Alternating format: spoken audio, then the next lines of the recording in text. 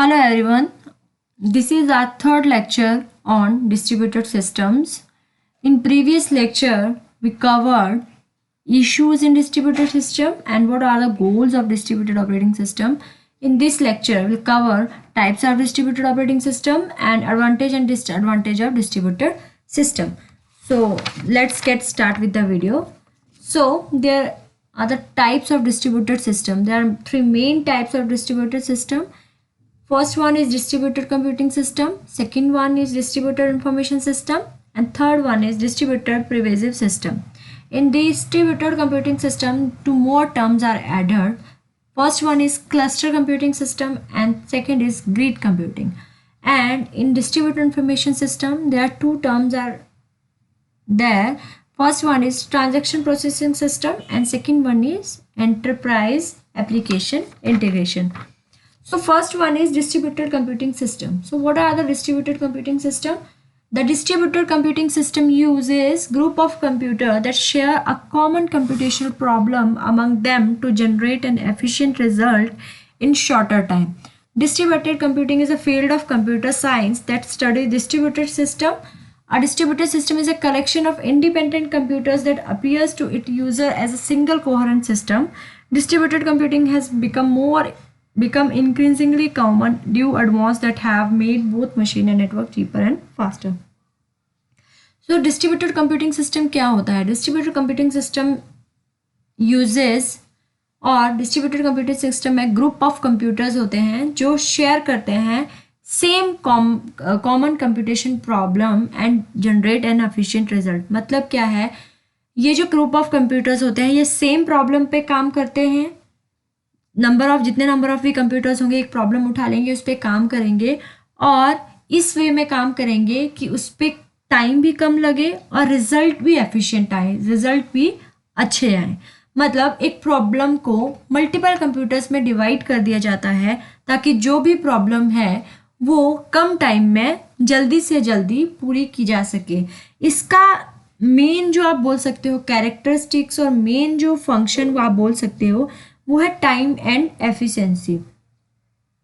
अगर किसी भी प्रॉब्लम को सॉल्व करने के लिए हम लोगों ने 5 सिस्टम असाइन किए हैं तो डिस्ट्रीब्यूटेड कंप्यूटिंग सिस्टम में हम लोग 10 कंप्यूटर भी ऐड कर सकते हैं ताकि जो प्रॉब्लम 5 कंप्यूटर जितने टाइम में सॉल्व कर रहे थे अब 10 कंप्यूटर उससे भी कम टाइम में सॉल्व कर सकें. तो डिस्ट्रीब्यूटेड कंप्यूटिंग जो है स्केलेबल भी है. सो इसमें हम नंबर ऑफ कंप्यूटर्स जो हैं वो ऐड कर सकते हैं. ठीक है. और a distributed system is a collection of independent computer that appear to it user as a single coherent system. Distributed system में कंप्यूटर्स जो होते हैं वो बहुत सारे होते हैं बट उसके यूज़र को और जो यूज़र उसको यूज़ करने वाले होते हैं उनको ऐसा लगता है they are working on a single coherent system. But ये जो सिस्टम होते हैं they are independent from each other. They have their own memory, their processor, their own processor, they have their own softwares. Okay, so in distributed computing there are two types of system. First one is a computing system. The first one is cluster computing system.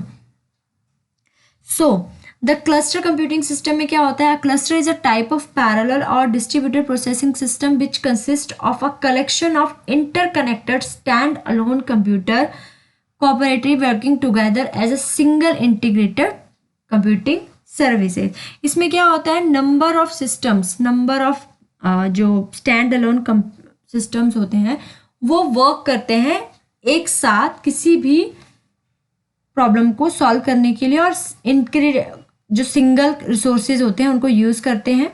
ठीक है. Integrated computing resource जो भी resources होते हैं उनको use करते हैं. सो in computing cluster computing में दो चीज़ें बहुत इंपॉर्टेंट होती है. एक तो होती है high availability, second one is load balancing. High availability मतलब कि रिसोर्सेज होते हैं वो आपको इजीली अवेलेबल हो जाते हैं. हाईली किसी भी सिस्टम को और या किसी भी यूज़र को या किसी भी कंप्यूटर को उनको यूज़ करना है so they are available easily. And second one is load balancing. Load balancing में क्या होता है अगर एक सिस्टम जो है वो किसी भी नेटवर्क में नंबर ऑफ सिस्टम्स हैं उसमें क्या हो रहा है एक सिस्टम किसी प्रॉब्लम की वजह से वो काम पूरा नहीं कर पा रहा है then he can shift his load to another system.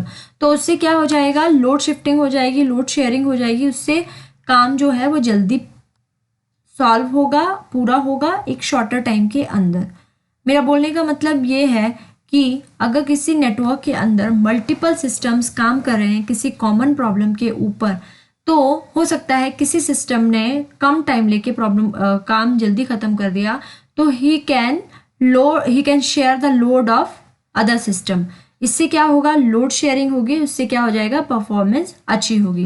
It is a form of distributor system where a group of computer link together in a network to perform a single task and act as a single entity. Same वही single task को काम करने के लिए बहुत सारे computers linked हो जाते हैं और एक्ट करते हैं जैसे कि वो एक सिंगल ही कंप्यूटर काम कर रहा हो, which is act as a single entity. In cluster computing the underlying hardware consist of a collection of similar workstation or PCs closely connected by means of high speed local area network. In addition, each node run the same routing system.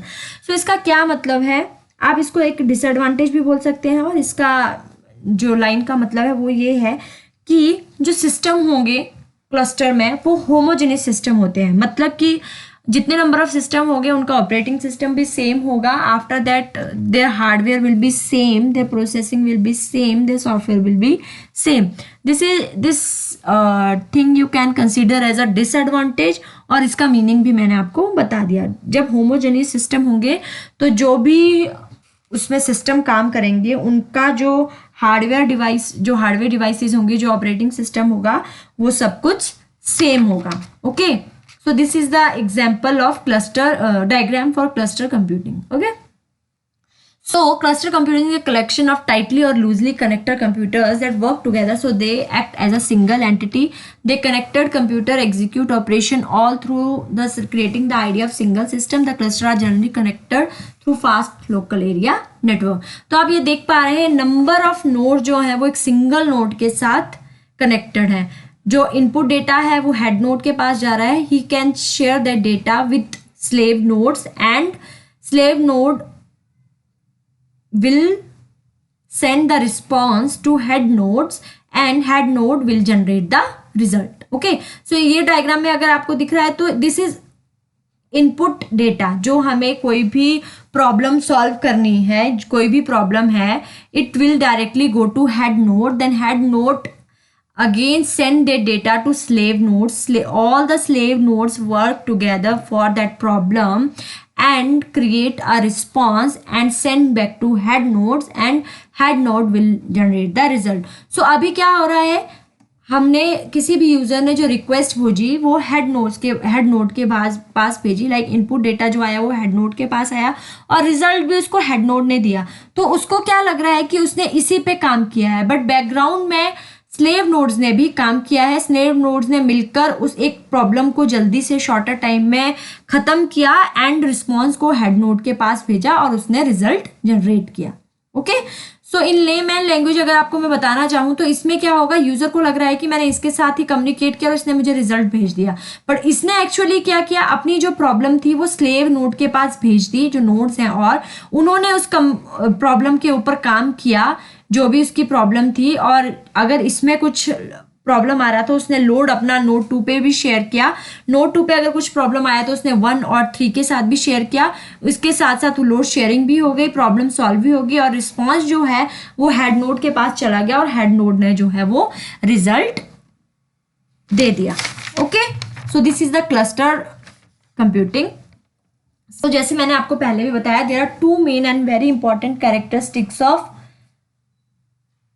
cloud computing, cluster computing: high availability, load balancing, cluster.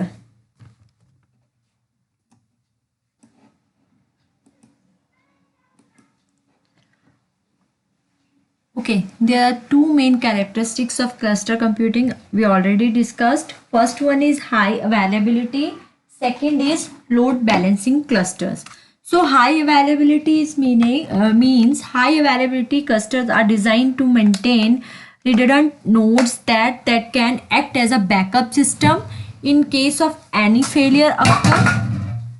Consist computing services like business activity, complicated database, customer services like e-websites, and network file distribution are provided. They are designed to give uninterrupted data availability to the customers.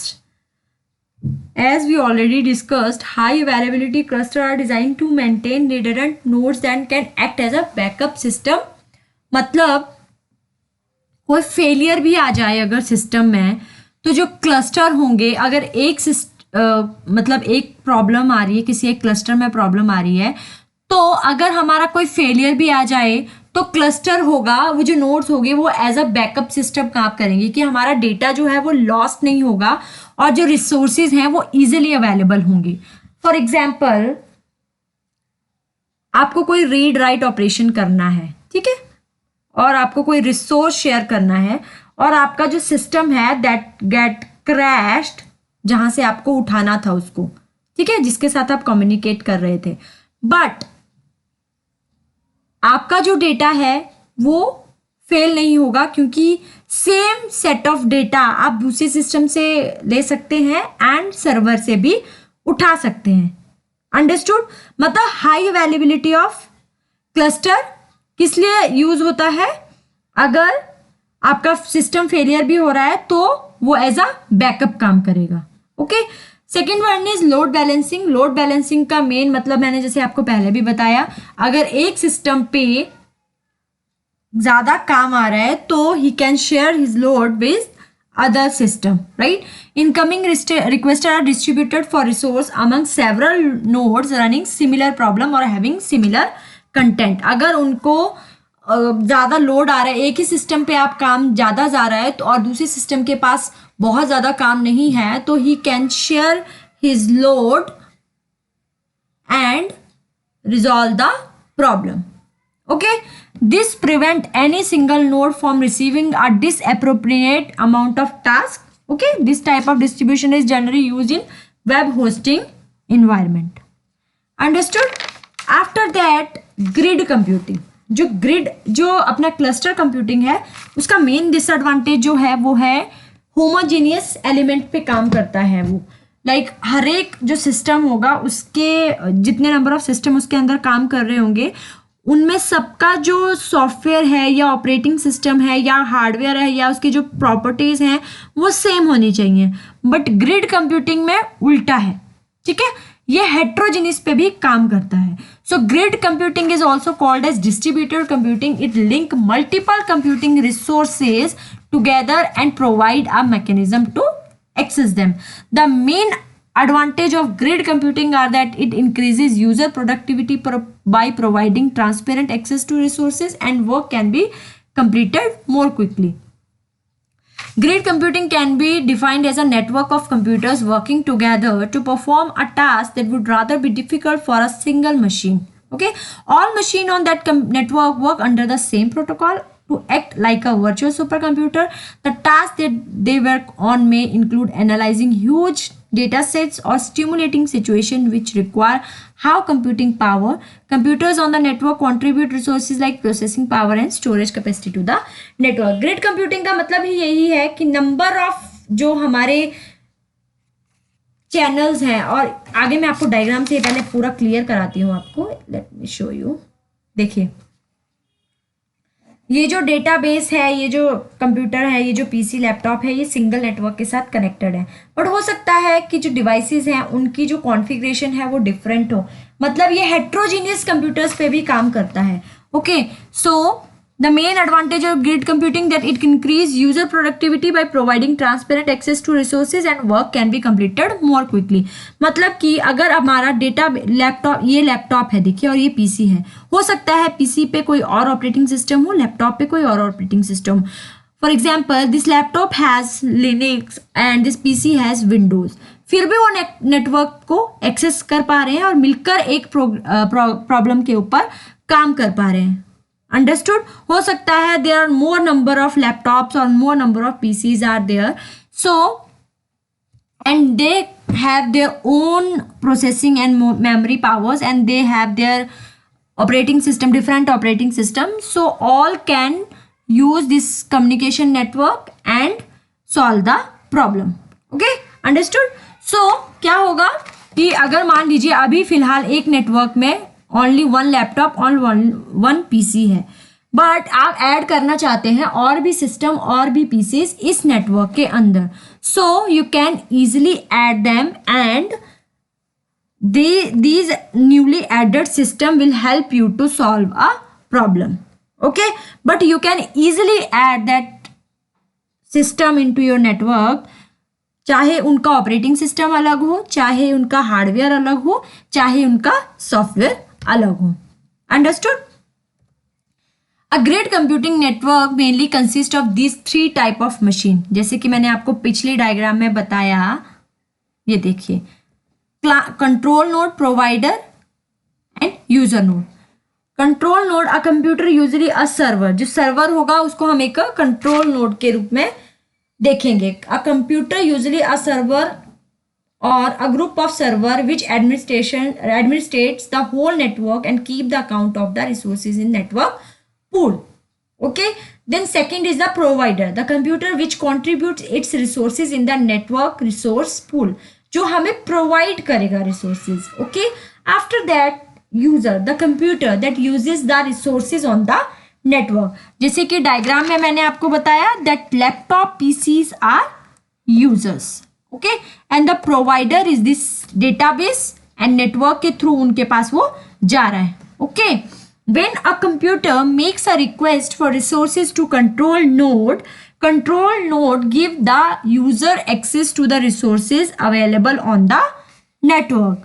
resources कहाँ पढ़े हैं आपने? database के अंदर. and network will help to access that resources. when it's not in use, it should ideally contribute its resources to the network. Okay, hence a normal computer on the node can swing in between being a user or a provider based on its needs. Understood? Grid computing cluster computing से कैसे different है? क्योंकि cluster computing has a disadvantage that it only works on homogeneous computers, but in grid computing you can work on heterogeneous computers. Okay, heterogeneous का क्या मतलब है? हर एक system का अपना मेमोरी, अपना सॉफ्टवेयर, अपना ऑपरेटिंग सिस्टम हो सकता है and he can easily access the network. Understood? Okay, so next is advantage of grid computing. It is not centralise as there is no server required except the central node which just need used for controlling and not for processing.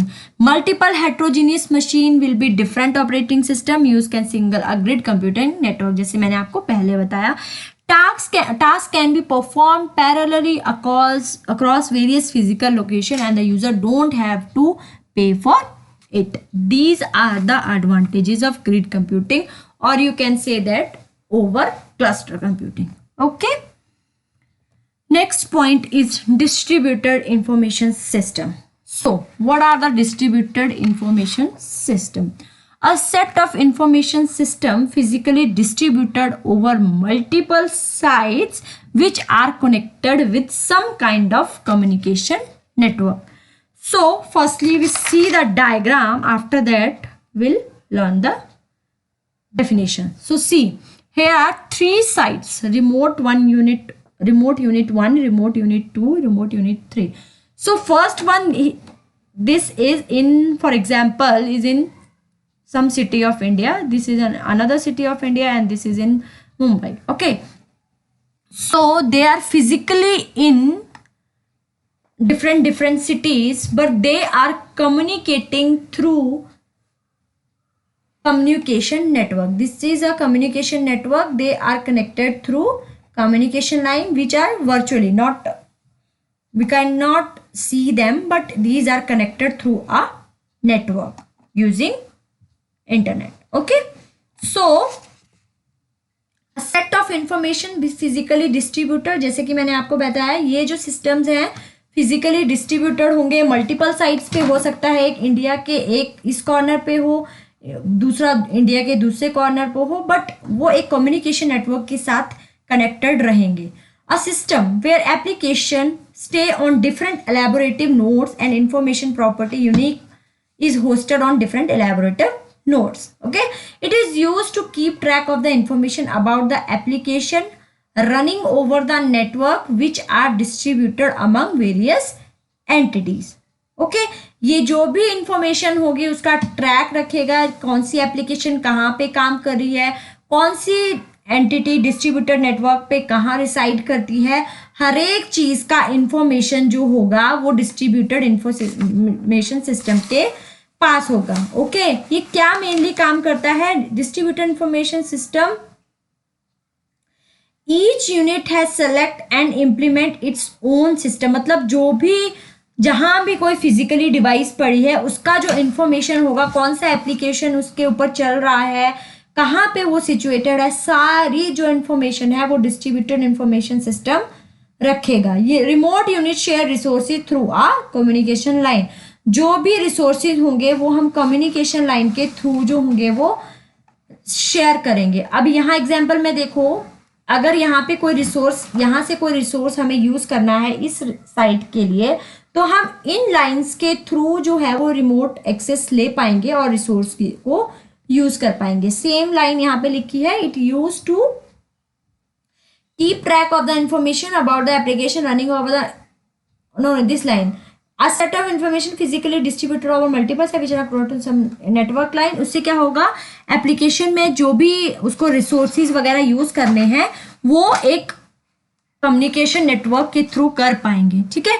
The distributed information system is defined as a number of interdependent computer linked by a network for sharing information among them. A distributed information system consists of multiple autonomous computers that communicate or exchange information through a network. यही चीज जो है ये diagram में समझाई गई है कि नंबर ऑफ लोकेशंस हैं, ये अलग अलग लोकेशंस हैं. यहाँ पे जो इंटरकनेक्टेड पीसीज हैं वो दूसरे रिमोट साइट के साथ कम्युनिकेशन नेटवर्क के थ्रू कनेक्टेड हैं. Okay, it is basically used for management and integration of business information. So जो मेन इसका काम है डिस्ट्रीब्यूटेड इंफॉर्मेशन का, ये मैनेजमेंट का काम करती है. जैसे कि मैंने आपको पहले ही बताया कौन सी एप्लीकेशन कहाँ यूज हो रही है वो सब इंफॉर्मेशन रखेगी, और जो बिजनेस इंफॉर्मेशन होती है उसको इंटीग्रेट करने के लिए यूज होती है. ठीक है. इसके टू टाइप्स आप बोल सकते हैं, इनको हम as a transaction processing system भी बोल सकते हैं. ट्रांजेक्शन प्रोसेसिंग सिस्टम में क्या होता है, it provides highly structured client server approach for database application और it obey the ACID property. ACID properties जो हम लोग डेटाबेस में पढ़ते हैं, atomicity, concurrency, isolation. ACID properties are atomicity, concurrency, isolation and durability. जो भी हम लोग डेटाबेस में प्रॉपर्टीज यूज करते हैं वो सारी यहाँ पे हम यूज कर सकते हैं. After that enterprise application integration. So enterprise application integration का क्या मतलब है, less structured than transaction based system. Okay, in particular application components should be able to communicate directly with each other and not merely by means of the request reply behavior that was supported by transaction processing system. इसमें क्या होता है, जो application component हैं वो directly communicate कर सकते हैं एक दूसरे के साथ, उनको मैसेजिंग, रिक्वेस्ट, रिप्लाई बिहेवियर को फॉलो करने की जरूरत नहीं पड़ती है. ठीक है. Several type of communication middleware जो होते हैं वो ये काम के लिए एग्जिस्ट होते हैं. Like if they want to communicate directly, several middleware exist.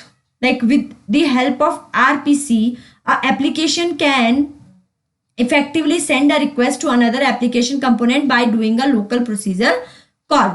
ठीक है. मतलब वो कॉल के थ्रू, लोकल प्रोसीजर कॉल के थ्रू ही कम्युनिकेट कर पाएंगे, which result in the request being packaged as a message and sent to the client. Understood? After that, distributed pervasive system. So distributed pervasive system, as the name suggests, a distributed pervasive system is a part of our surroundings. Part of our surroundings से क्या मतलब है, it's mean इस type के जो system है basically जो हम रेगुलरली मोबाइल फोन यूज करते हैं और एम्बेडेड डिवाइसेस यूज करते हैं उसमें यूज होता है. Okay, so it basically used in mobile phone और एम्बेडेड डिवाइसेस. नेम की तरह ही उस पे जैसे आपने उसमें आप पढ़ पाएंगे परवेजिव सिस्टम, जो कि हमारी सराउंडिंग्स हैं, जो छोटी छोटी चीज़ें हम लोग यूज़ करते हैं, लाइक होम सिस्टम हो गए, कोई इलेक्ट्रॉनिक हेल्थ केयर सिस्टम्स हो गए, सेंसर सिस्टम हो गए। होम सिस्टम में हमारे फोन्स आ जाते हैं, right. Electronic health care system में जैसे हमें पेशेंट की मॉनिटरिंग करनी है, क्या पेशेंट की लाइक जो भी हमारी ईसीजी वगैरह होती है, लाइक डेटा जो भी हम कलेक्ट कर पाते हैं वो इसमें सिस्टम में यूज होता है। After that sensor network basically use for data collection, जो भी डेटा आपको लाइक किसी पर्सन के बारे में या किसी सिस्टम के बारे में चाहिए, वो सारा जो है वो डिस्ट्रीब्यूटर परवेजिव सिस्टम में आ जाता है। इसका मेन एडवांटेज क्या है, it automatically connect to different networks. जैसे ही अभी हमारा मोबाइल फोन होता है, for example we are using our mobile phones, I am using my homes wifi, but when I move to some railway station और some mall, I can easily use the Wi-Fi of that particular mall और railway station. आपको क्या है, just वहां पे log in करना है and you can directly connected to that network. तो इसका मतलब क्या हुआ कि एक ही डिवाइस को आपने मल्टीपल नेटवर्क के साथ कनेक्ट कर लिया, ठीक है। फॉर एग्जाम्पल जैसे मैंने आपको पहले ही बताया, मैंने घर पे अपना वाईफाई यूज किया and I am using the wifi of some hospital, some railway station और वट एवर कोई भी जगह है, वहां पे आप उसको इजिली कनेक्ट कर सकते हो। तो इसका क्या मतलब हुआ, it automatically connect to different networks. Automatically का क्या मतलब हुआ, हो सकता है पासवर्ड सिक्योरिटी हो, बट अगर आप किसी वाईफाई के अंदर जाते हैं and you have switch on your wifi settings, तो वो टर्न ऑन वाईफाई सेटिंग्स, तो your phone is directly connected to other network. जब आप वहां पे जाएंगे, हो सकता है वहां पे कोई पासवर्ड वगैरह लगा हो, but still you are connected to that network.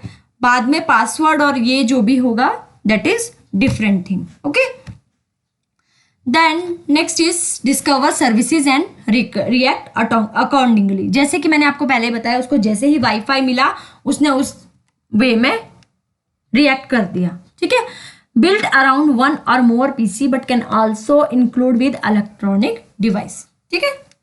After that the last topic is advantage of distributed system, okay। So first advantage is reliability, high fault tolerance। reliability का मतलब क्या होता है, अगर आपका एक सिस्टम फेल हो जाता है then your server or your system cannot be affected, right। High fault rate tolerance power क्या होगा, अगर हाई फॉल्ट टॉलरेंस क्या होगा, अगर आपके किसी सिस्टम में फॉल्ट भी आ जाता है फिर भी आपका काम स्टॉप नहीं होगा, you can continue your work, okay. Second point is scalability. In distributed computing system you can add more machine as needed. जितनी आपको जरूरत है you can add to the system, okay. Flexibility, it makes it easy to install, implement, debug new services. Flexibility का मतलब क्या है, आप easily उस चीज को इंस्टॉल करते हो, इंप्लीमेंट कर सकते हो, कोई प्रॉब्लम आ रही है उसको इजीली डिबग भी कर सकते हो। फास्ट कैलकुलेशन स्पीड, जब आपकी कोई भी प्रॉब्लम मल्टीपल कंप्यूटर्स में डिवाइड हो जाएगी तो automatically your speed will increase. Openness मतलब since it is an open system it can be accessed both locally and remotely, ठीक है। ओपननेस का मतलब क्या है कि आप कितने नंबर ऑफ उसमें जो सिस्टम होगा वो आपका ओपन होगा, you can add more systems locally and remotely, okay। high performance will be compared to centralized computer system network cluster, it can provide high performance and cost performance, better cost performance। अगर आपकी system की reliability अच्छी है, fault अच्छे से tolerate कर रहा है, वो स्केलेबल है, फ्लेक्सिबल है, उसकी जो speed, communication speed, calculation speed है वो भी अच्छी है, तो परफॉर्मेंस जो होगी ऑटोमेटिकली आपकी इंक्रीज होगी। After that disadvantage of distributed system. So disadvantages क्या है, first one is difficult trouble shooting. Trouble shooting और डिफिकल्टी डायग्नोस्टिक क्यों डिफिकल्ट ज़्यादा होगा, क्योंकि हमारे पास सर्वर मल्टीपल्स हैं, तो ऐसी चीज़ को ट्रबल शूट करना भी प्रॉब्लम है। जब आपका नेटवर्क बड़ा होगा तो प्रॉब्लम भी बड़ी ही होगी। Less software support is major drawback of distributed system. क्यों, जैसे मैंने आपको पहले बताया, जब हमारे सिस्टम में अलग अलग ऑपरेटिंग सिस्टम होते हैं तो उन्हें कुछ सेट ऑफ रूल सेट करने पड़ते हैं जिसके थ्रू ही वो सिस्टम में कनेक्ट हो पाते हैं। High network infrastructure network basic setup issue including transmission high load and loss of information होगी, तो हमारा जो इंफ्रास्ट्रक्चर कॉस्ट है वो भी इंक्रीज होगा। After that last point is security issue. Security issues मैंने आपको पहले ही बताया कौन कौन से हो सकते हैं, डिनाइल ऑफ सर्विसेज, ईव्सड्रॉपिंग, ये सारे जो भी प्रॉब्लम्स हैं वो डिस्ट्रीब्यूटेड सिस्टम में आ जाते हैं। सो ये था आज का video. That's it for today's video. If you have any query, you can write on comment box. I will reply to that comment. Okay. So till then, bye. Take care.